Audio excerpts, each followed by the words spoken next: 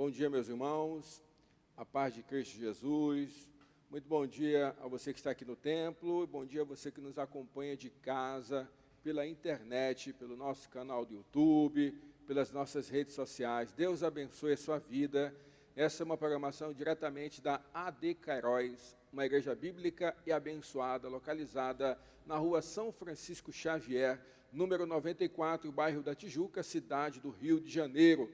Nosso pastor-presidente é o pastor Marco Ribeiro, e será um prazer muito grande receber você em uma de nossas programações. Por enquanto, em meio a esse período de afastamento social, nossas reuniões estão acontecendo presencialmente e com restrições aos domingos pela manhã, com um novo horário a partir de hoje, 9 horas da manhã, nossa escola bíblica dominical, e em seguida um culto de louvor e adoração. Às quartas-feiras à noite, nós temos apenas pela internet o nosso culto da vitória, e no terceiro sábado de cada mês, nós temos o nosso Somamite, o culto da nossa juventude abençoada, e será um prazer muito grande receber você. Se você é inscrito em nosso canal, ative as notificações.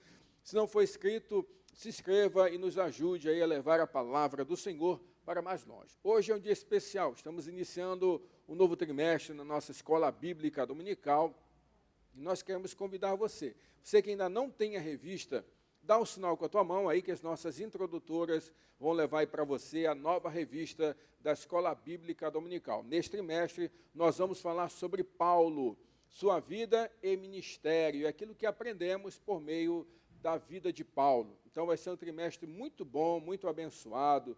O apóstolo Paulo realmente tem muito a nos ensinar por meio das suas atitudes, suas escolhas, por meio da sua história e o desenvolvimento da sua teologia.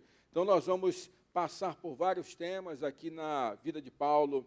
Vamos começar desde o mundo que cercava o apóstolo Paulo, contexto histórico, cultural da época de Paulo. Nosso pastor vai estar tratando um pouco sobre isso hoje.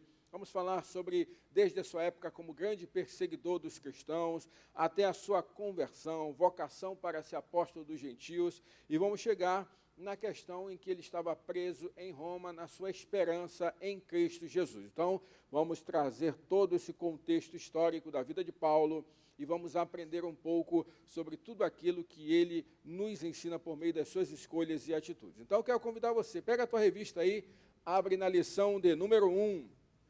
Lição de número 1, aí, ó, Mundo do Apóstolo Paulo. Você que está em casa, os nossos slides estão disponíveis para você no comentário ou na descrição do vídeo. Aí nós estamos disponibilizando os slides para que você acompanhe também essa lição abençoada. Nós utilizamos aqui na classe de adultos a revista Lições Bíblicas da Casa Publicadora das Assembleias de Deus. Vamos ler juntos o nosso texto áureo? Coloca para nós o nosso texto áureo aí, querida Elivone, por favor. Nosso texto áureo está em Atos, capítulo de número 9, versículo de número 15. Vamos ler juntos, os irmãos que estão aqui no templo? Atos 9,15 diz assim: Disse-lhe, porém, o Senhor: Vai, porque este é para mim um vaso escolhido para levar o meu nome diante dos gentios e dos reis e dos filhos de Israel. Esse é o chamamento do apóstolo Paulo como apóstolo dos gentios. Vamos orar? Queria chamar nosso pastor aqui já, nosso pastor presidente, que vai ministrar para nós essa lição, ser instrumento do Senhor para a nossa vida. Vamos orar pela vida do nosso pastor. Quero agradecer a você que atendeu o nosso chamado, está aqui às 9 horas da manhã. Você também que atendeu online, que está já sintonizado conosco aí, antenado aí pelo YouTube, nessa aula tão especial. Um novo momento que nós estamos vivendo e temos a certeza que Deus falará muito aos nossos corações. Curva a tua cabeça, fecha teus olhos, vamos falar com Deus. Pai, obrigado, Senhor, obrigado por mais um domingo aqui na Tua presença, nesta casa de oração, que o Senhor separou para que nós possamos Te glorificar e exaltar com toda a liberdade e conforto. Obrigado, Senhor, obrigado pela vida, obrigado por cada irmão e irmã que já estão aqui, que já entenderam o valor da escola bíblica dominical. Obrigado pela vida do nosso pastor, que hoje será instrumento para as nossas vidas. Usa o Teu filho, ilumina ele, dá sabedoria para o Teu servo, para trazer as verdades que o Senhor quer falar em nosso coração. Que os nossos corações estejam cativos à Tua presença e à Tua palavra neste momento, em nome de Jesus. Amém. Uma boa aula para os irmãos. Amém. Obrigado, meu irmão. Bom dia a todos, irmãos, a paz. Bom dia a você que está em casa também. Já falamos ali a verdade prática, né? A nossa verdade prática já foi, segundo a sua soberana vontade, Deus usa as circunstâncias para fazer grande obra. Nesse começo, irmãos, a primeira lição é sempre um panorama geral, né? Só uma abordagem de um panorama geral daquilo que nós vamos estudar. Sentado mesmo como você está, vamos à leitura bíblica em classe. Se você não tem a revista ainda, está lá em Atos dos Apóstolos 26, versículos 1 a 7, está ali na tela também. Diz assim: depois Agripa disse a Paulo, permite-se que te defendas. Então Paulo, estendendo a mão em sua defesa, respondeu, tenho-me por venturoso, ó rei Agripa, de que perante ti me haja hoje de defender de todas as coisas de que sou acusado pelos judeus. Mormente sabendo que tens conhecimento de todos os costumes e questões que há entre os judeus, pelo que te rogo que me ouças com paciência. A minha vida, pois, desde a mocidade qual haja sido, desde o princípio em Jerusalém, entre os da minha nação, todos os judeus o sabem, sabendo de mim desde o princípio, se o quiserem testificar, que conforme a mais severa seita da nossa religião, vivia fariseu, e agora pela esperança da promessa que por Deus foi feita a nossos pais, estou aqui e sou julgado, a qual as nossas 12 tribos esperam chegar servindo a Deus, continuamente, noite e dia. Por esta esperança, ó rei Agripa, eu sou acusado pelos judeus. Queridos, a gente vê logo nessa leitura bíblica em classe uma coisa bem interessante com relação a Paulo. Paulo disse aqui e afirmou que ele era fariseu. Você vai se lembrar bem com relação a quando Jesus falava dos fariseus, foi o povo, foi, vamos dizer assim, a categoria que mais bateu de frente com Jesus. Né? Você vai ver vários embates dos fariseus com Jesus. Era a parte que mais batia de frente com Jesus, eram os fariseus. Paulo era dessa linha mais radical. Então os fariseus eram extremamente radicais com relação às coisas da lei, eles eram bem rígidos. Não é à toa que virou sinônimo, né? Quando a gente fala aquele é um fariseu, quer dizer, ele exige muito e não faz. Né? Nós vemos aí o exemplo também de Jesus, quando aqueles homens vão subir no templo para orar, um era fariseu, e a gente vai ver esse exemplo aí também. Então Paulo era dessa linha mais radical. Né? E aí a gente vai ver ao longo dessa lição, estudando mais profundamente a vida de Paulo, o quanto ele foi transformado para de perseguidor, não é? Perseguidor, de perseguidor, aquele que perseguia a igreja, passar a ser perseguido. O que faz uma pessoa ter uma transformação tão grande como essa, não é? Nós vamos acompanhar isso ao longo do tempo. O ponto central dessa lição é o mundo de hoje é uma porta aberta para o Evangelho. E a gente vai olhando nos tempos de Paulo, comentava agora com o pastor Ednei, sobre as navegações, as grandes navegações começaram lá a partir do ano 1000, vamos dizer assim, e nós vemos Paulo já navegando para baixo e para cima. As grandes navegações começaram muito tempo depois. Você vai ver que o nosso país foi descoberto em 1500. Nós estamos falando aqui na época de Paulo, 30 depois de Cristo, não é? 40 depois de Cristo, quer dizer, é um tempo enorme até as grandes navegações. Então, se a gente colocar tudo isso no contexto de hoje, nós vamos ver como era difícil essa locomoção. Hoje em dia, a gente entra no avião, daqui a 12 horas, de repente, 12 horas você está em Los Angeles, daqui a 24 horas você está no Japão, e daqui a pouco, menos tempo ainda, você vai chegar. Atravessa o oceano em 8 horas, 10 horas, você está na Europa. Mas naquele tempo era muito, muito mais difícil, né? O assunto desse trimestre é a vida do apóstolo Paulo. Para compreendê-lo melhor, veremos como era o mundo no qual o apóstolo atuava. Paulo foi vocacionado para levar o nome de Jesus diante dos gentios. Querido, é muito importante quando nós vamos ver alguma questão da Bíblia, ou algum personagem, ou então até para você mesmo que amanhã vai elaborar um estudo, ou vai elaborar uma mensagem, vamos dizer assim. Se você está falando de um personagem, né, e que realmente existiu, né, de uma figura, é interessante que você aborde também a época que ele vivia, que você estude também os costumes que havia na época, porque tudo isso faz parte de um contexto, né? De repente até o comportamento da pessoa também tem a ver com a época em que ela vivia.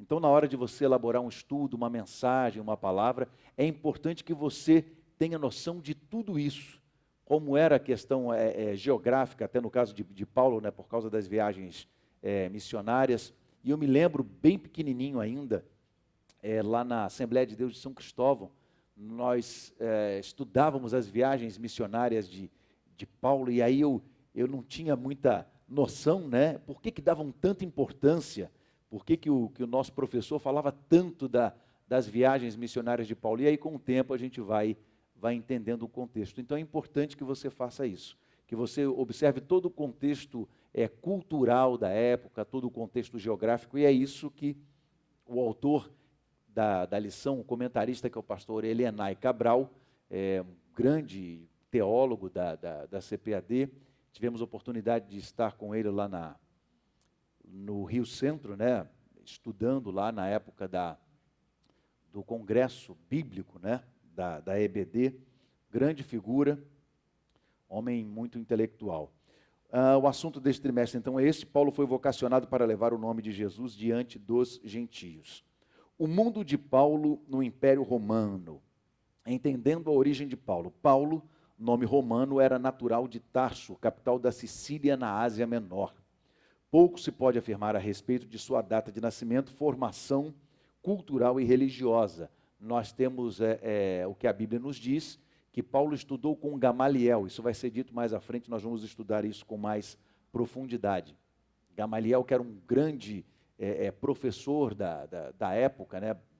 uma sumidade. Então, Paulo diz a palavra que ele assentava-se aos pés de Gamaliel, quer dizer, ele era discípulo, né? Ouvia ali as palavras de Gamaliel, a respeito de sua data, formação cultural e religiosa. Provavelmente, Paulo nasceu por volta do ano 5 a.C., e quando nosso Senhor foi crucificado, Paulo poderia ter entre 30 e 35 anos de idade. Quer dizer, queridos, 5 antes de Cristo. Eu ouvi dizer por esses dias aí que estão querendo tirar essa nomenclatura, antes de Cristo e depois de Cristo. Estão querendo colocar uma outra nomenclatura para dividir a história. Só uma coisa de curiosidade aqui. Já estão pensando em fazer isso, porque isso pode ofender alguns grupos, não sei o quê. Então estão querendo tirar essa nomenclatura, antes de Cristo e depois de Cristo, porque Cristo dividiu a história, né? Provavelmente Paulo nasceu por volta desse ano 5. O mundo de Paulo no Império Romano. Querido, nós vamos ver aqui é porque fica muito pequeno ali o mapa, né? Depois a gente pode, em outras lições, colocar um mapa maior que abranja tudo. O mundo de Paulo no Império Romano. A geografia do mundo de Paulo. Geograficamente, o mundo gentílico estava sob o domínio do Império Romano. Naqueles dias, entre o ano 33 e 35 depois de Cristo, o imperador era Tibério. A dimensão geográfica do Império Romano permitia excelentes possibilidades de viagens missionárias. As estradas do Império, bem como as vias marítimas, foram de grande importância para a expansão da fé cristã. Um pouco mais à frente, a lição vai nos dizer que as estradas de Roma eram muito bem feitas, né? As estradas do Império eram muito bem feitas e de muita segurança. Quando nós estivemos em Roma, foi interessante quando nós vimos ali as ruínas ali do Fórum Romano, né? E tinha ali um monumento que chamavam de um umbigo de Roma, né? E aí a gente vê aquele ditado que diz: todos os caminhos levam a Roma, porque todos os caminhos iam se encontrando e davam exatamente ali naquela área. As estradas eram realmente maravilhosas, né? O Império cuidava muito bem das estradas. As estradas do Império Romano, bem como as vias marítimas, foram de grande importância para a expansão da fé cristã. Paulo usou todos os meios possíveis de transporte da época, inclusive navios pelas vias marítimas, nas quais sofreu naufrágios e enfermidades. A geografia do mundo paulino tem papel essencial para a plantação das primeiras igrejas. Querido, deixa eu falar uma coisa um pouco polêmica para você aqui. A palavra diz aqui que Paulo usou todos os meios. Você pode acompanhar comigo ali? Paulo usou todos os meios possíveis de transporte da época. Vamos colocar Paulo nos dias de hoje. Vamos colocar Paulo nos dias de hoje como grande missionário precisando viajar de um lado a outro, colocando dessa forma. Se tivesse um jato à disposição de Paulo, você acha que ele não pegaria? Hã? Você já está dizendo, pastor, está querendo defender que daqui a pouco vai querer comprar um jato. Eu tive na igreja lá, uma igreja grande lá em Minas, aí os irmãos estavam lá, tinha um pastor que tinha um jato, né? E aí no final do culto o rapaz chegou para mim com um cartãozinho e falou, pastor, eu sou piloto, se o senhor precisar também e tal, o dia que o senhor tiver, eu falei, eu vou guardar, querido, eu vou guardar pela fé, eu vou guardar o cartão, mas você imagina, mas eu estou querendo dizer o seguinte, amados, se fosse nos dias de hoje, aqui a palavra diz que Paulo usou todos os meios de transporte possíveis da época, sendo um homem sério como era, sendo um missionário sério como era, eu acho que se ele precisasse chegar em determinado lugar, levasse 12 horas, Paulo, mas nós temos um jato aqui, os empresários têm um jato aqui, os irmãos que têm dinheiro na igreja têm um jato aqui, conseguiram levar você lá nesse jato, o irmão emprestou o jato dele, você vai chegar lá em 4 horas. Eu tenho certeza de que ele iria, porque ele falava assim, a gente não pode perder tempo. Eu tenho certeza de que o apóstolo Paulo ia. Paulo usou todos os meios possíveis, só um adendo, né, de transporte da época, inclusive navios pelas vias marítimas, nas quais sofreu naufrágios e enfermidades. Amado, eu me lembro, ainda tem lá até hoje, ali na praça, não é na Praça 15, no Parque Olímpico, né, naquele lado olímpico ali, vocês já foram lá, já viram aquela embarcação, uma réplica da embarcação Manaus, né, portuguesa, e ali nós estamos falando de 1.500, né, 1.500 mais ou menos. Agora tu imagina um navio na época de Paulo.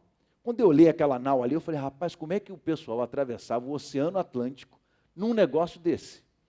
Se você num navio daquele de cruzeiro de 15 andares, você já fica doido, o negócio começa a balançar um pouco, você imagina atravessar num negócio daquele, que batia tudo, e aí você vai mais para trás ainda, pelo menos 1.000 anos atrás, 1.000 e poucos anos atrás, e imagina as condições que esse pessoal navegava. Imagine as condições desses navios que eles navegavam. A geografia do mundo paulino tem papel essencial para a plantação das igrejas. Paulo sofreu naufrágios e enfermidades, até pela questão de higiene, né? Como é que a pessoa fica 3, 4, 5, 6 meses num navio, até pela questão higiênica. Por isso devemos pensar nas oportunidades que Deus nos dá para a eficiência da evangelização urbana e do campo. Será que temos usado corretamente os recursos disponíveis para a expansão do reino de Deus? E eu sempre brinco com isso, que Paulo hoje, se fosse nos dias de hoje, Paulo com certeza teria as suas redes sociais, Paulo teria o seu Instagram, o seu Facebook, o seu Twitter, e seria com certeza ali no Twitter uma voz de calmaria naquela rede social, porque ou rede para perturbar e irritar é o Twitter, não é verdade? Então não entre não que você vai ficar irritado, amado. Então Paulo teria ali com certeza com seus tweets ali evangelizado muitas pessoas. O mundo de Paulo no Império Romano. Paulo chamado para os gentios. Atos 9 mostra a experiência sobrenatural do chamamento de Paulo para levar o nome de Jesus ao mundo gentílico. Querido, se nós estamos aqui hoje, né, pastor Ednei como teólogo me corrija, se nós estamos aqui hoje e aprendemos do Evangelho, nós devemos a Paulo, que trouxe esse Evangelho até fora dos judeus. Paulo foi designado pelo Senhor para levar este Evangelho dos judeus, né, até os gentios. O que a palavra diz? Jesus diz assim, a palavra diz assim, ele veio para os que eram seus, mas os seus não o receberam. Então, a palavra vai colocar isso também. Veio para o povo judeu, não o recebeu. Então, essa palavra foi, como diria o nosso saudoso irmão Atílio, ele gostava muito de falar isso, né? Esparramada, né? A palavra foi esparramada pelo mundo todo. Paulo chamado para os gentios. Atos 9 mostra a experiência sobrenatural do chamamento de Paulo para levar o nome de Jesus ao mundo gentílico. Atos 9:15 diz, disse-lhe, porém, o Senhor, vai, porque este é para mim um vaso escolhido para levar o meu nome diante dos gentios e dos reis e dos filhos de Israel. Então, querido, graças a Paulo, que o Evangelho chegou até nós também, se espalhou pela Europa, da Europa para as Américas, das Américas para a América do Sul, e chegou até nós e ao mundo todo. Paulo soube que seu apostolado não se daria em Jerusalém, que já tinha Pedro, Tiago, o irmão do Senhor, e João, além dos outros apóstolos que ainda não haviam se espalhado pelo mundo. Por isso, Atos 26 menciona o testemunho pessoal do apóstolo diante do rei Agripa. E lá na frente a gente vai ver, querido, alguns embates entre Paulo e Pedro, né? Aquelas discussões, porque você imagina bem, Paulo era temido, e o livro de Atos depois vai nos falar muito sobre isso também. Paulo era temido porque ele perseguia os cristãos, ele era conhecido por sua severidade em perseguir os cristãos. Por quê? Não que ele tivesse prazer nisso, porque na cabeça dele, ele estava combatendo uma heresia. Na cabeça de Paulo, ele estava combatendo uma coisa errada, e com muita veemência. Então, por isso, ele tinha tanto afinco em perseguir os cristãos. Na cabeça dele, ele estava correto, ele estava certo. Então, os discípulos que andaram com Jesus, que viveram com Jesus, que compartilharam tudo aquilo com Jesus, de repente olham e veem esse homem, que era conhecido por todos como perseguidor dos cristãos, ao lado deles. Então, esse começo foi de muita desconfiança.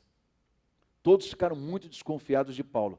E agora você imagina um homem com tanta inteligência, e aí a gente vai ver Pedro, um pescador, não é? Os irmãos assim mais humildes, Mateus era coletor de impostos, mas Pedro, pescador, um pouco mais humilde, e tendo esse embate com um grande intelectual que era Paulo. Mas é interessante que os discípulos, no começo, ficaram desconfiados dele, e não era para menos, né? Era um perseguidor implacável dos cristãos. E de repente Paulo chega, e depois de um tempo, e aí a gente vai ver que Paulo, após o ocorrido no caminho para Damasco, Paulo ainda leva um tempo de 3 anos, né, aprendendo, ainda estudando tudo isso, mas mesmo assim, quando Paulo chega, o pessoal fica desconfiado dele. E aí Paulo chega depois e já vai começando a mexer em algumas coisas, né? E é como se o pessoal dissesse, você chegou agora e já quer sentar na janela? Não é verdade? Você não passou o que a gente passou, Paulo. Então o pessoal ficava meio arredio com ele. Então ele teve vários embates nesse sentido. Mas levanta-te, põe-te sobre os teus pés, Atos 26, 16 e 17. Mas levanta-te, põe-te sobre teus pés, porque te apareci por isso, para pôr ministro e testemunha dos gentios, a quem agora te envio. Seguindo mais um pouco, nosso Senhor continua a chamar pessoas para ministérios específicos. Amado, muitas vezes as pessoas limitam o poder de Deus e a sabedoria de Deus. creio que existem alguns ministérios específicos, algumas pessoas que têm um dom específico. Por exemplo, nós tínhamos uma pessoa que nós conhecíamos, que eu acho que um dos dons dela era levar pessoas à igreja, fazer convite para as pessoas irem à igreja. Como era isso? Você podia falar com uma pessoa com toda a educação, com todo carinho, poxa, vamos lá na igreja visitar, passa lá, vai ter um evento, vai acontecer isso, vai acontecer aquilo. Você podia falar de todas as maneiras. As pessoas te davam uma desculpa e diziam, não, muito educadas, não, eu vou lá, sim, a gente vai passar lá. Mas era interessante como aquela pessoa, quando convidava, e nem precisava falar muito. Passa lá na igreja, vai ter um evento, tá bom, eu vou. Era assim de primeira. E quantas pessoas nós vimos, pelo menos chegar até a igreja, ir até a igreja, através do convite dessa pessoa. E não era uma coisa persuasiva, não era uma coisa de ficar em cima. Somente convidava e a pessoa ia. Isso é um ministério específico ou não é? Não é? De repente a pessoa tem um ministério específico, mesmo não sendo pastor, não sendo um presbítero, não sendo um diácono, não tendo nenhum cargo na igreja. Porque a gente precisa enfatizar, irmãos, que esses cargos são humanos. Não é? O ministério, o dom, quem dá é o Senhor. Nós temos uma questão administrativa com relação a cargos, que é uma questão terrena para você colocar as coisas, né? Mas os dons quem dá é o Senhor. Então, de repente alguém tem um dom específico nessa área. De repente a pessoa tem um carinho especial por aquilo, coisa que outro não teria.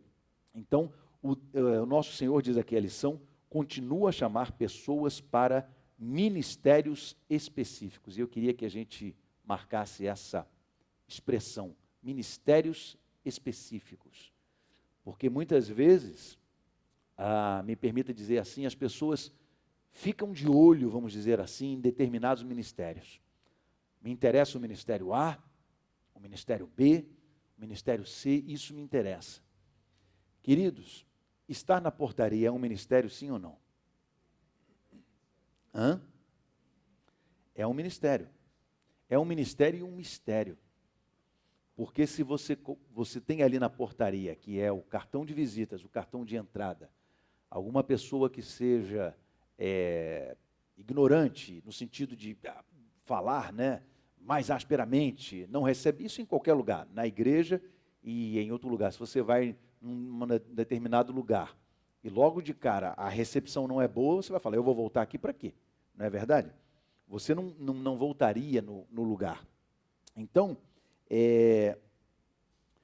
a recepção é muito importante quando você vai em determinado lugar. Então, eu vejo a portaria como um ministério. E, às vezes, ainda bem que aqui não temos isso, mas as pessoas dizem assim, mas o ministério é aquele, é o ministério de pastor, é o ministério de estar no grupo de louvor, é o ministério de diácono, de presbítero, seja o que for, de professor, de EBD.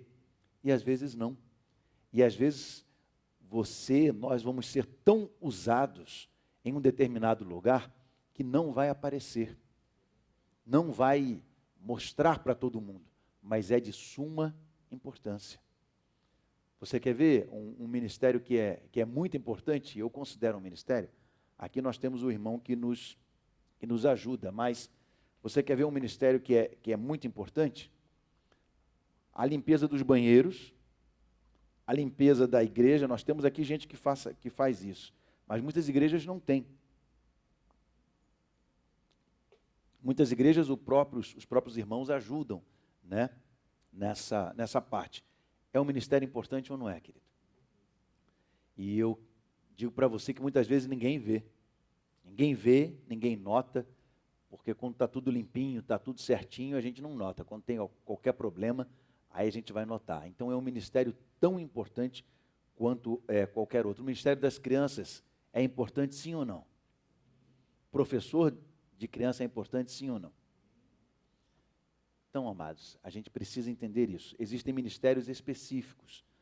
Aqueles que se veem e aqueles que não se veem.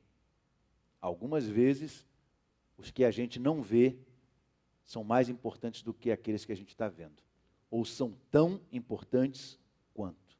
Amém? Precisamos estar sensíveis à voz do Espírito Santo a nos chamar. Porque de repente a pessoa quer ir numa direção e Deus está instruindo ela para outra. De repente a pessoa está almejando determinada situação e Deus diz assim, teu ministério não é esse, teu ministério é esse.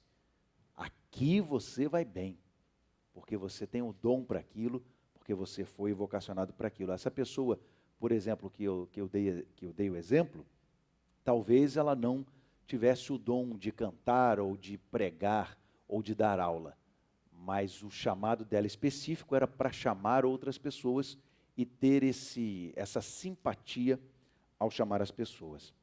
A Pax Romana, a geografia e os meios de transporte urbanos e do campo do Império Romano contribuíram para a propagação do Evangelho, pelas estradas e pela todo o Império Romano. O mundo cultural de Paulo, a língua mundial daqueles dias era o grego. Para o povo judeu, o hebraico e o aramaico eram línguas nativas. Entretanto, apesar de a Palestina e todos os demais países do Médio Oriente estarem sob a autoridade do Império Romano, prevaleceu a língua do grego koiné, possibilitada pela infraestrutura de comunicação do Império. Quando nós vamos observar algumas coisas com relação a Roma e ao Império Romano, nós ficamos espantados, amado. Nós ficamos espantados com a tecnologia que eles tinham na época. Coisas que nós usamos até hoje, ou coisas que vêm e foram desenvolvidas e chegaram até nós, foram criadas e foram pensadas ali no Império Romano. O koiné era uma língua popular muito difundida na época.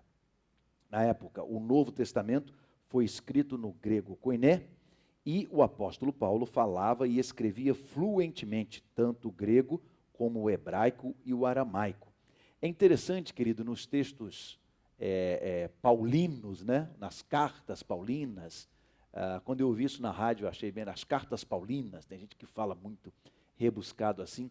É interessante que você lê, às vezes, Romanos, por exemplo, e você tem que parar, ler uma vez, vou ler de novo, e vou ler de novo, por quê? Muitas vezes Paulo escreve por vírgulas. Parará, parará, parará, parará, parará, tarará, tarará, tarará, tarará, tarará, parará, tarará, parará, parará. Aí a ideia vai terminar aqui embaixo, e ele começou aqui em cima, né? E a ideia entre vírgulas vai. Deixa eu ler de novo isso aqui. Deixa eu interpretar de novo isso aqui. E aí vai um jabá rápido, que não é jabá, que é a Bíblia, a mensagem que a gente fez, né, a Bíblia em áudio, que ela é uma linguagem muito assim, acessível. Então ali, você pega algumas coisas e fala, rapaz, agora, sabe aquele, agora eu entendi. E aí a gente vem lendo ali devagarinho, fazendo, interpretando, fazendo as vírgulas, e é um texto diferente, e aí você fala, agora eu entendi aquilo que ele queria falar, porque Paulo é difícil, sendo um intelectual como era, né? É difícil os textos de Paulo muitas vezes. Vamos lá então.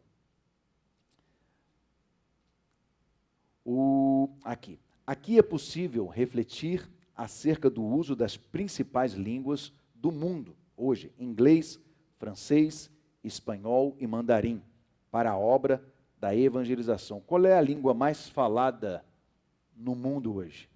Quer dizer, a língua considerada universal. É o inglês, né? Mas em breve vai ser o mandarim.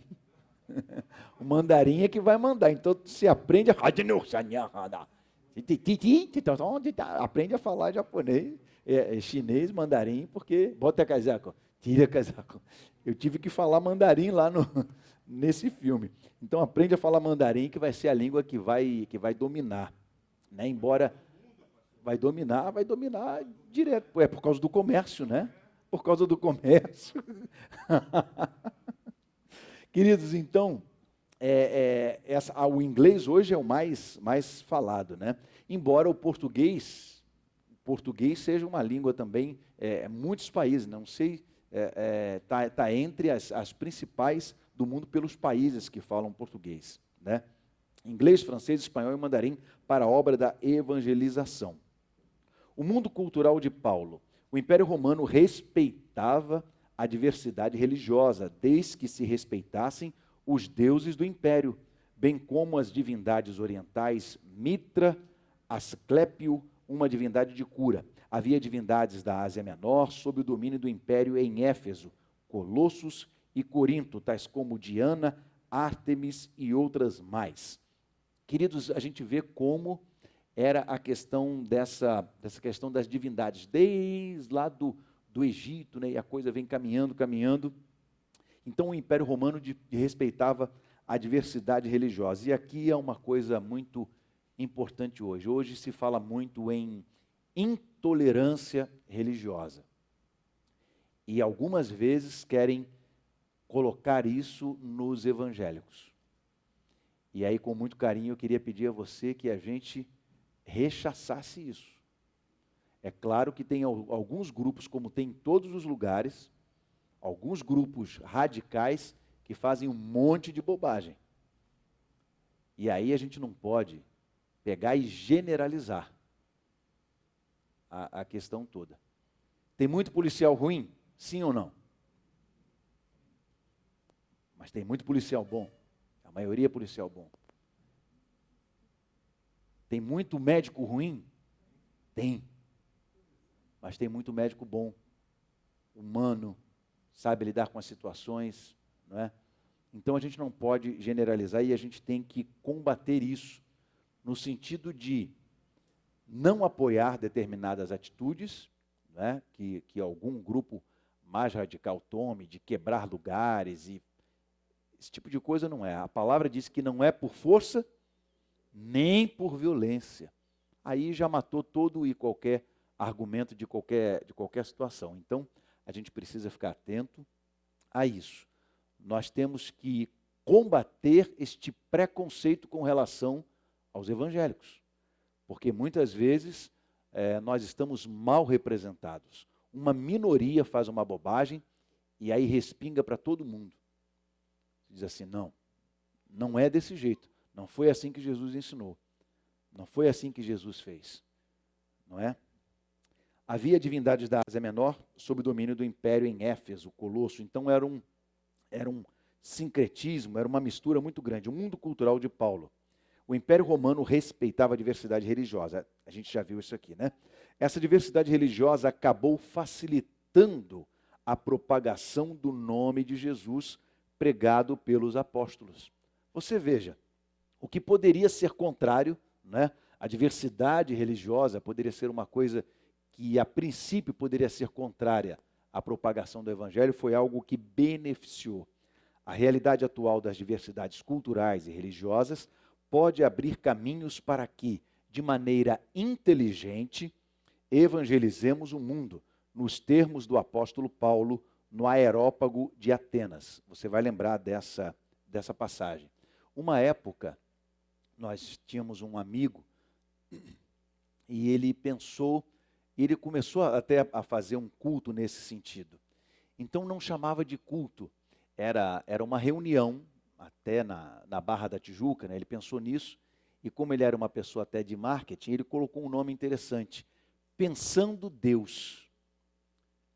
Então você, a pessoa mais intelectual, mais preparado, vai, o que é isso? Pensando Deus, eu quero aprender um pouco mais o que é isso. E a pessoa ia na reunião e tal, e se discutiam coisas mais, num nível maior, vamos dizer assim, e a palavra era pregada. A palavra era colocada. Então, amados, essa questão, a gente precisa entender o ambiente que a gente está. Eu acho que em outras lições também já foi colocado isso aqui, e até no curso para pregadores, né, isso foi colocado. Você precisa entender o ambiente em que você está, para a maneira que você vai falar. Há muito tempo, nós recebemos aqui um pastor querido, né? Tinha unção, mas ele estava muito acostumado a pregar em presídios. Então a linguagem dele era uma. Quando ele chegou aqui para pregar com a gente, ele veio através de uma pessoa que era um amigo nosso, rapaz, gente boa, tá? Beleza, vamos lá. E aí ele veio aqui, desceu uma lenha, uma linguagem assim, não linguagem, não falou palavras chulas, não falou palavrão, mas uma linguagem, pá! O pessoal ficou chocado. Aí ele começou, na época do Orkut, para você ter ideia. Aí ele pegou e falou, porque esse negócio de Orkut é coisa do diabo. E se você tem não sei o quê, e tal. Aí o Renan, acho que estava aqui tocando assim. Não, o Renan não tocava, estava ali sentado. E não sei o que, você tem Orkut. Aí o Renan levantou, porque a tia dele tinha feito para ele. Você tem? Então você está errado, você vai para o inferno. E se seu pai deixou, teu pai vai para o inferno também. Ele não sabia que era meu filho, né? Aí depois alguém falou, é filho do pastor. Pois então, é isso mesmo. Então ele veio, não vai para voltar, ele veio com uma linguagem, pá, mandou o pé na porta. Eu fiquei light. Lembra disso, irmã? E aí eu fiquei bem light, porque nessa hora você vai fazer o quê? Você vai dar uma gravata e tomar um microfone? Você não vai fazer isso. Mas ele pregou a palavra certa, só que com uma linguagem, pá. E aí no final o irmão que convidou me pediu 1000 perdões. Pastor, pelo amor de Deus, o senhor me perdoa e tal. Eu falei, tá tudo certo, irmão. Mas a gente tem que tomar cuidado com essa questão, amado. Se você está num ambiente mais humilde, e você tem um conhecimento grande, você tem que descer ali até o ambiente, entender a linguagem que é dita ali, até para você fazer melhor a sua comunicação, não só com relação à palavra, mas com relação a qualquer situação. Você tem que estar ali. E se você está num outro ambiente um pouco mais intelectual, e aí você não sabe nada, você só diz, você faz uma cara assim de que, interessante, compreendo. Interessante esse ponto de vista, e só, porque se você abrir a boca também, você não vai ter, os caras estão falando de quê, rapaz? Então você fica na sua também. Então essa diversidade religiosa acabou facilitando a realidade atual das diversidades, pode abrir caminho para que de maneira inteligente, e aí que eu quis colocar esse ponto, evangelizemos o mundo nos termos do apóstolo Paulo no aerópago de Atenas. Amado, com sinceridade, você acha que você falando com a pessoa assim, você evangelizando. Olha, Osmar, você é um rapaz muito bom, mas tu vai para o inferno se tu não aceitar Jesus, hein? Tu vai morrer, desgraça. Se tu morrer hoje, tu vai para o inferno. Tu acha que a pessoa vai? O que você vai criar com uma pessoa dessa? Antipatia. Não é verdade? E muitas vezes era assim, tá. De repente você vai de forma inteligente, devagarinho e tal, e vai conquistando a pessoa. Até porque, amados, se isso acontecia um tempo lá atrás, hoje não funciona mais, porque a gente tem uma tecnologia muito avançada, as pessoas qualquer coisa dão um tio Google ali, já pesquisam aqui e ali, então é muito difícil, né? Hoje em dia, não deveria, e é muito difícil você ir com uma linguagem dessa. Porque passando eu e vendo os vossos santuários, Atos 17, 23, a forma inteligente de Paulo, achei também o altar em que estava escrito, ao Deus desconhecido. Esse, pois, que vós honrais, não o conhecendo, é o que vos anuncio. Quer dizer, Paulo estava no meio daqueles deuses todos, e Paulo não se levantou ali dizendo, isso está errado, isso aqui é idolatria, você vai quebrar isso aqui tudo agora, não. Paulo aproveitou uma oportunidade, guiado pelo Espírito, está vendo aquele Deus ali, o Deus desconhecido? Justamente é esse Deus que eu venho pregar a vocês. E aí Paulo começou a discursar, os intelectuais ficaram assim, com a sabedoria de Paulo, e chamaram ele depois para dar palestras e tal sobre aquilo, e cada vez afluía mais gente para ouvir aquilo que Paulo tinha. Por quê? Ele tinha o conhecimento humano e tinha também o conhecimento que vinha, a sabedoria que vinha do alto. Então, quando você alia essas duas coisas, é dinamite pura. O mundo cultural de Paulo, a influência da filosofia grega. Nesse mundo religioso havia influência filosófica grega. Essencialmente o Império Romano era politeísta. E Paulo referiu-se a isso em 1 Coríntios 8,5. A influência filosófica grega, especialmente do gnosticismo, era muito forte e acabou influenciando o pensamento de muitos cristãos naquela época. O que era isso?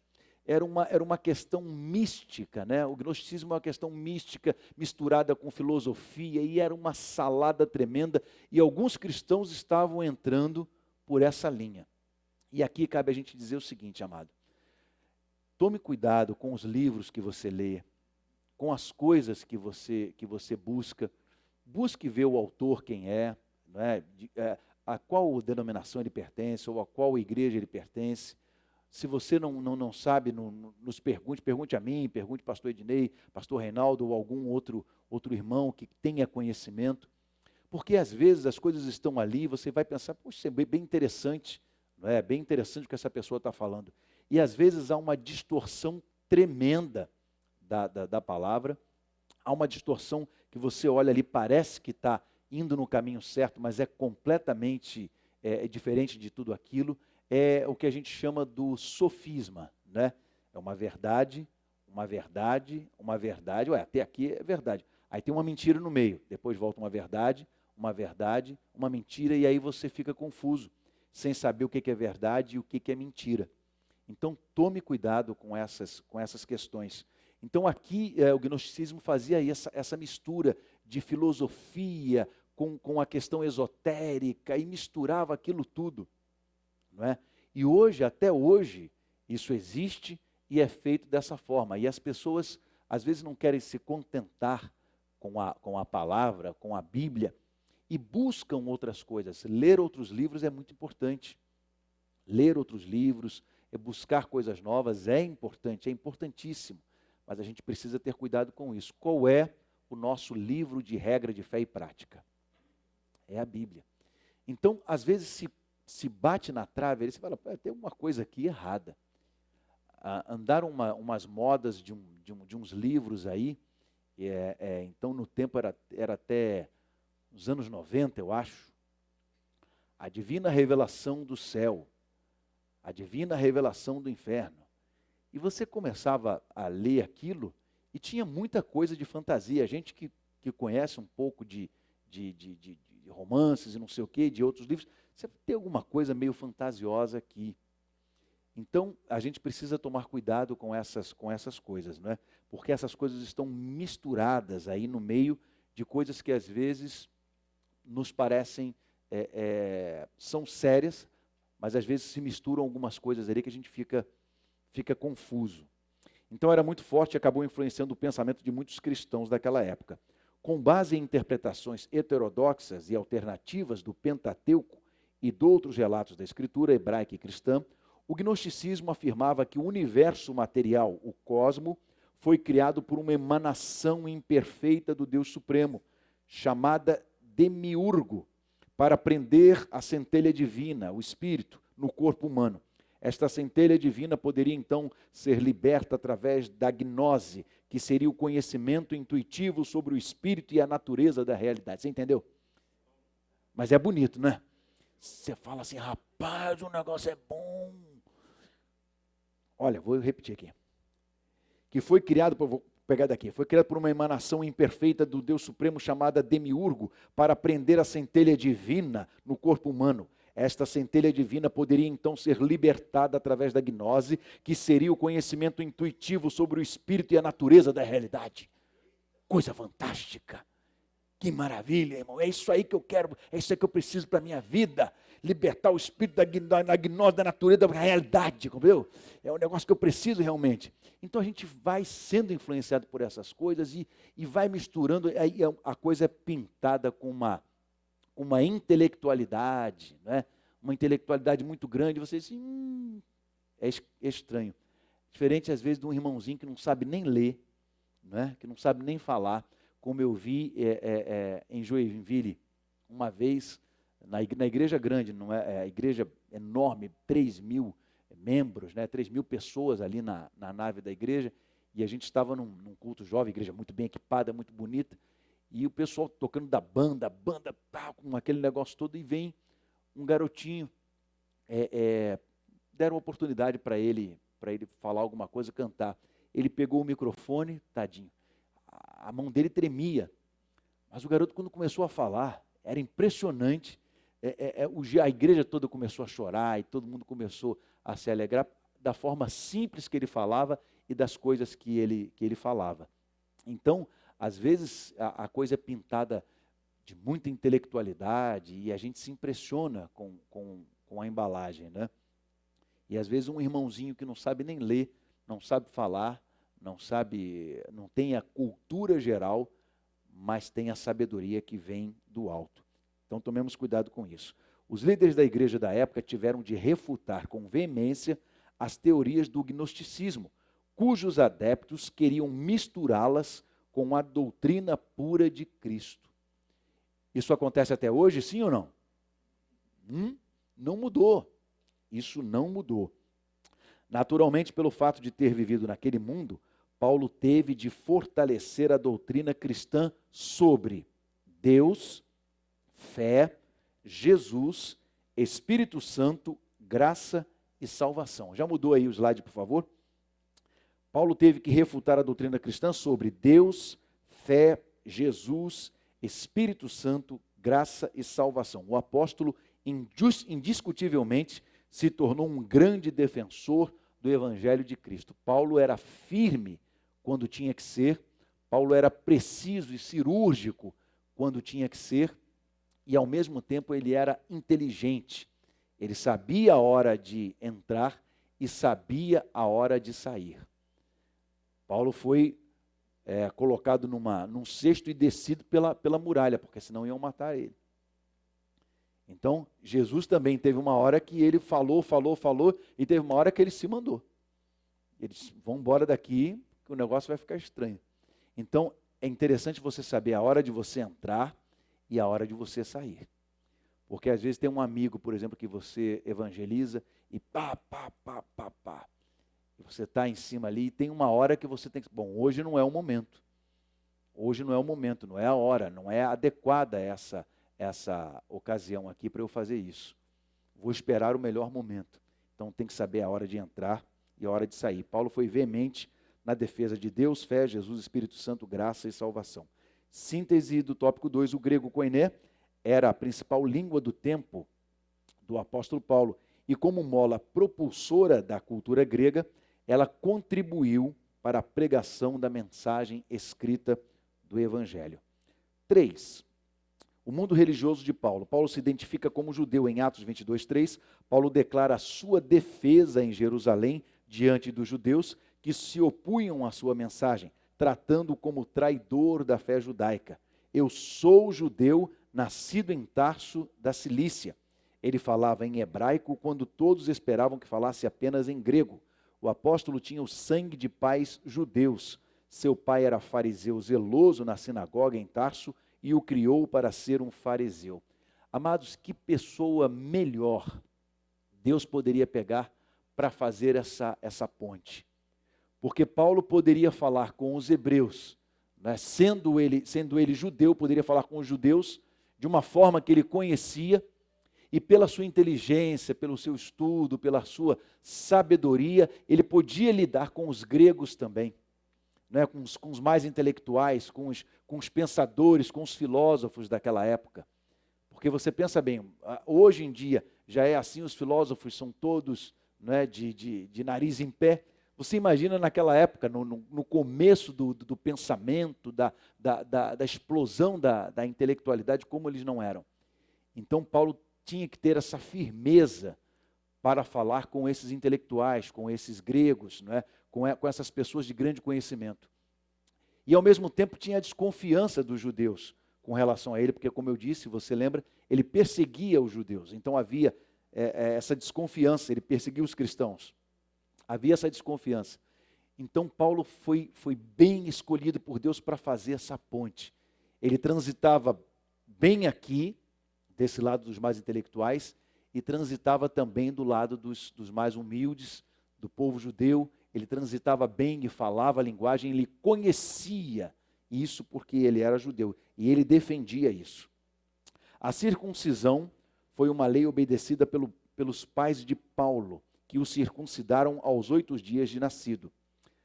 Está lá em Filipenses 3:5. O apóstolo se declarou da tribo de Benjamim. Dentro da fé judaica, Paulo se tornou um defensor ardoroso da Torá e obedecia a todas as regras e leis requeridas, especialmente pelos fariseus. Quem eram os fariseus?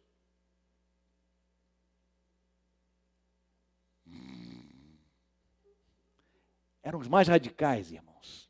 Eram os mais radicais, eram os xiitas, vamos dizer assim. Ele era um religioso extremamente zeloso, no sentido de cumprir piamente a lei de Moisés. Ele ia na letra, né? na forma ali da letra. O apóstolo deu testemunho de que havia sido instruído no conhecimento da Torá desde a sua meninice aos pés do rabino. Então Paulo tinha esse conhecimento grande. Conhecia tudo de ritos, leis e regras que regiam o santuário de Israel. Então veja essas duas coisas. Ele tinha toda uma intelectualidade, não é? De conhecimentos, e ao mesmo tempo tinha o conhecimento da lei e do santuário, daquilo que era praticado. Então ele poderia tanto atuar de um lado como de outro. Ele fazia essa ponte. O mundo religioso de Paulo, palco da mensagem de Paulo ao povo gentílico, o mundo missionário dos apóstolos de Jesus, restringia-se numa visão inicial limitada apenas ao povo judeu. E os que foram dispersos pela perseguição que sucedeu por causa de Estevão, caminharam até a Fenícia, Chipre e Antioquia, não anunciando a ninguém a palavra, senão somente aos judeus. E Paulo participou da execução de Estevão ali. Paulo estava presente na execução de Estevão, não é? Então, a palavra nos diz isto. Ele foi perseguido, e os que foram dispersos pela perseguição que sucedeu por causa de Estevão, caminharam até a Fenícia. Quando o Senhor convocou Paulo, o chamou pelas características de que precisava para disseminar o evangelho no mundo gentílico. Ele plantou igrejas na Galícia, Acaia e Ásia Menor. Portanto, o mundo dos gentios foi o palco que o Espírito Santo montou para que Paulo pregasse o nome de Jesus e estabelecesse novas igrejas por onde passasse. Depois a gente vai ter esse mapa maior e a gente vai poder ver. Eu acho que nas Bíblias, até hoje tem lá no final, né? Algumas Bíblias têm as viagens missionárias de Paulo. Quando a gente olha no mapa, é uma coisa. Mas quando você vai observar realmente como isso aconteceu, como eram essas circunstâncias, você vai falar, puxa vida, realmente eram coisas terríveis, coisas difíceis, não é? O mundo de hoje é esse mesmo palco que o Espírito Santo preparou para que preguemos o Evangelho com a graça de Deus. Hoje nós temos muito mais ferramentas para isso, né? O apóstolo se identificava como judeu, pois foi criado dentro da fé judaica. Então nós chegamos à nossa conclusão. Essa lição é uma lição de apresentação. Com certeza é uma história muito interessante a de Paulo, e nós vamos aprender coisas novas sobre a vida de Paulo, detalhes que às vezes estão no meio da palavra que nós não observamos. Isso vai ser pensado, não é? A cultura geral que Paulo adquiriu ao longo da vida tornou-o capaz de enfrentar os oponentes do evangelho com ousadia e ciência. Amados, hoje está se falando muito em ciência, não é verdade? Está se falando muito em ciência, mas, por outro lado, é uma ciência que convém a determinado discurso. Quando essa ciência vai de encontro a esse discurso, ela não serve, ela é refutada. Basta dizer que vários homens aí, prêmio Nobel de Medicina, 1, 2, 3, dizem determinadas coisas e são refutados logo de cara, porque não falam um discurso que se quer ouvir. Então hoje se fala muito em ciência, mas a ciência é que interessa. A gente precisa prestar atenção nisso. A gente precisa ficar atento nisso. Como é que uma pessoa, por exemplo, que foi o descobridor do vírus da AIDS, as pessoas falam assim, a gente quer ciência, a gente quer a ciência, a gente está ao lado da ciência. Então uma pessoa que foi o descobridor do vírus da AIDS, que foi um prêmio Nobel de Medicina, deve ter um pouquinho de conhecimento, não deve não, irmão? deve ter alguma coisinha de conhecimento. Uma pessoa que pesquisa 50 anos sobre um determinado assunto, que se especializou naquilo, deve ter um pouquinho de conhecimento dentro da área que essa pessoa pesquisou, tendo trabalhos publicados no mundo inteiro por revistas reconhecidas no mundo científico. Essa pessoa deve ter um certo crédito, sim ou não? E você concorda comigo quanto a isso? Vamos até aqui, vamos caminhar até aqui. Sim ou não? Sim. Seja ela quem for. Azul, amarelo, verde, branco, enfim. Essa pessoa tem um conhecimento científico. Até aqui nós concordamos isso, amém? Mas essa ciência não serve se ela não atende um determinado discurso. E aí a gente pega tudo isso, esse conhecimento da pessoa, o estudo, os trabalhos publicados e joga tudo no lixo, porque não atende ao discurso que eu quero ouvir ou que eu quero propagar. Então a gente precisa estar atento a isso. A gente precisa estar atento a isso. Até aqui é muito bom, é maravilhoso, mas essa ciência toda eu jogo fora porque ela não interessa a esse discurso. E eu ouvi alguém dizer que ciência é isso, ciência é debate, ciência é pesquisa. Uma coisa que era absolutamente consolidada numa época passa a não ser através de novas descobertas científicas e novos estudos e novos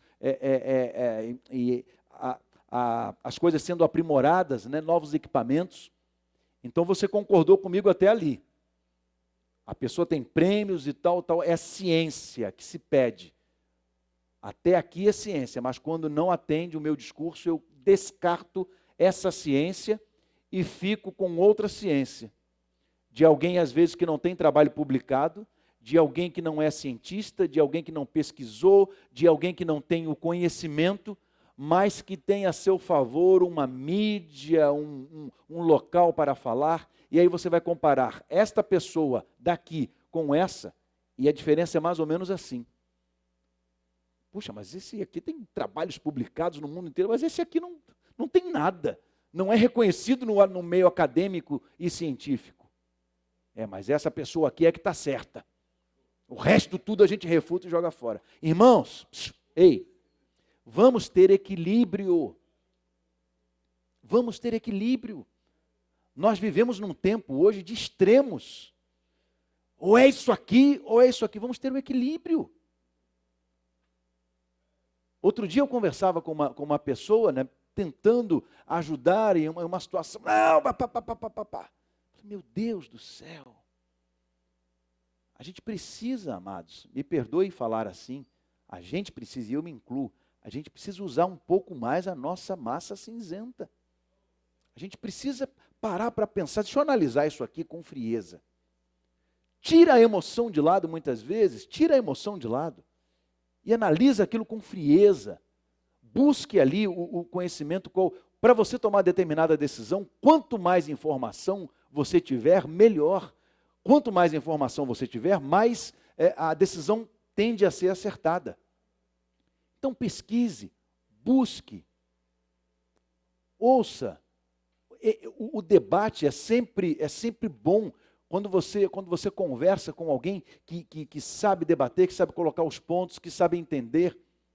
Mas, ao mesmo tempo, tem coisas que você não precisa falar, porque a própria Bíblia diz, né, usando nesse aspecto aqui, não se joga pérolas aos porcos. Então, tem muita gente que você vai falar, você diz assim, eita, nem adianta conversar, nem adianta discutir. E aí você precisa ter inteligência até para isso. Porque se você vem com uma argumentação, e a pessoa quando se perde a argumentação, a pessoa tende a gritar e tende a divergir para outro lado, porque ela perdeu a argumentação. Não tem mais como argumentar. E o debate científico é isso. Um apresenta uma questão, outro apresenta outra, e você vai estudando. O que está faltando hoje, na humanidade de forma geral, e por vários interesses, é equilíbrio. A gente equilibrar as coisas entre aquilo que entre aquilo que foi estudado, aquilo que é sabido, aquilo que é interesse e aquilo que as pessoas querem levar. Então a gente precisa estar diante disso, tá? atento com relação a essas coisas. Não estou mencionando nada aqui de A, B ou C. Preste atenção. Não estou mencionando aqui A, B ou C. O que eu estou falando é para a gente parar para pensar. Que o que está acontecendo é isso. Eu quero a ciência, desde que ela favoreça o meu discurso. Eu quero a ciência, e pode se comprovar o que for, mas se não favorece o meu discurso, essa ciência não presta. Vamos prestar atenção nisso. Então, aqui embaixo, já no final, né, no final de tudo aqui, a conclusão: diante de reis, governadores, tribunos e autoridades religiosas, o apóstolo era excelente orador e arguto no conhecimento de várias... Esse professor usa umas expressões boas, né? Ele é arguto no conhecimento de várias ciências. Paulo tinha uma personalidade forte e dinâmica, orientada pelas convicções profundas, e perseguia seus objetivos com desvelo, quer dizer, com afinco, né? E grande envolvimento emocional. O mundo do apóstolo foi o que Deus lhe abriu para que comunicasse o evangelho de Cristo. Então nós vamos ver nessa lição sobre o apóstolo Paulo que ele era extremamente inteligente. E quando diz inteligência, amado, inteligência não tem a ver com o conhecimento que você tem. Mas inteligência muitas vezes tem a ver com a forma que você entra, a forma que você sai, a forma com que você lida com determinadas situações. Inteligência é aquilo que você vai fazer com o conhecimento que você tem. Eu tenho esse conhecimento, então eu posso aplicar isso com inteligência, ou não. Porque a pessoa pode ter muito conhecimento e ela pode não ter inteligência. E aí todo aquele conhecimento é jogado para fora. Temos alguma pergunta daquelas bem difíceis? Aí eu coloco o pastor Ednei para responder para vocês. Não? Vamos ficar de pé então, queridos. As nossas redes sociais estão aí, né? Se você ainda não é inscrito em nenhuma rede social, anote aí essas nossas redes sociais, você que está em casa também, para nos seguir nas nossas redes sociais, que é sempre muito importante. Pastor, pode vir, encerrando aqui. Amém. Qual é a próxima lição? Quem será o professor? Pastor Reinaldo Mendes, Saulo de Tarso, o perseguidor. E aí a gente vai ver como Paulo estava a caminho de Damasco e caiu do cavalo. Alguns misticismos... Sim ou não? Alguns misticismos cairão por terra. Caiu do cavalo, Paulo? A Bíblia não diz que ele caiu do cavalo, né? Cairão por terra algumas teses aí. Como a gente dizia, Paulo está na estrada de Damasco, aí Paulo foi e caiu do cavalo. Já vi pregação com relação a isso. Querido, você foi abençoado, querido? Amém? Dê uma salva de palmas pela vida do nosso pastor. Amém? E antes da gente orar, quero dar alguns avisos para vocês. Primeiro aqui, nós estamos no novo momento da nossa escola bíblica dominical, tá bom? Então, a ideia é, durante esse mês de outubro, nós ainda continuarmos com a nossa classe única aqui, transmitindo pela internet, né? E o bom conhecimento e a boa vivência fala que a gente começa com os chefes, né? Então, pastor presidente vai dar a primeira lição, pastor vice-presidente vai dar a segunda, para dar aquela moral, e depois vem as orelhas, né? Então, a terceira lição vai ser comigo, aí vai ter a Avelina, a Carol, e a gente, em novembro, a intenção é retornarmos com os pequenos grupos aqui, tá bom? Se tudo caminhar do jeito que está caminhando, se as coisas se mantiverem na rota que estão indo, tá bom? Com toda a proteção, os professores estarão com Face Shield, um grupo mais espalhado, para que vocês tenham algo de maior proximidade e participação, tá bom? Muita gente tem sentido falta, a gente tem orado ao Senhor, tem colocado ao Senhor esse propósito, e se tudo for da vontade de Deus, em novembro nós retomamos com nossos grupos pequenos. Amém, queridos? Amém. Com isso, não teremos condições de transmitir a partir de novembro a nossa escola bíblica dominical, até porque vai estar nos grupos pequenos. Então, se comprometa, se programe para estar aqui às 9 horas da manhã, que é o nosso novo horário. Segundo aviso, hoje, às 6h30 da tarde, 18h30, nós temos uma reunião online com todos os professores e auxiliares da Escola Bíblica Dominical pela internet, tá bom? 18h30, eu já enviei o link lá no grupo dos professores, tá bom? Então, 18h30, estaremos juntos, reunindo, para conversar justamente dessas novas estratégias que nós vamos estar adotando aqui. Outro aviso, cadê a juventude? Soma, Meet abençoada aí da galera Soma. A partir da aula que vem, semana que vem, a galera semana que vem vamos retomar a classe de jovens na semana que vem. De que forma, pastor? Vamos começar lá fora, por enquanto, a galera jovem, vamos fazer uma experiência, tá bom? E a revista que será adotada pela juventude será O Desafio do Mundo Pós-Moderno. Nós vamos falar aqui desde Bíblia, relativismo, sexualidade e política. Então, vai ter muita coisa boa para essa galera jovem discutir. A gente vai fazer lá fora, se precisar a gente montar um ringue, a gente monta lá, a gente resolve logo a situação lá mesmo. Vai ser polêmico, né? Então, a gente vai estar tratando com a juventude. Amém, querido? É um novo momento. Eu tenho a certeza que nós precisamos retomar a nossa vida, retomarmos as coisas de Deus. Esse fim de semana participei de uma conferência Paixão pelas Escrituras, lá na Igreja Batista Atitude. Irmão, eu fiquei impressionado com a estrutura e com o tanto de gente querendo Bíblia e querendo Palavra de Deus, irmão. O povo está sedento de Palavra de Deus e nós precisamos estar preparados para pregar essa palavra. Amém? Vamos orar, agradecer ao Senhor e já retomamos com o nosso culto. Pai, obrigado, Senhor.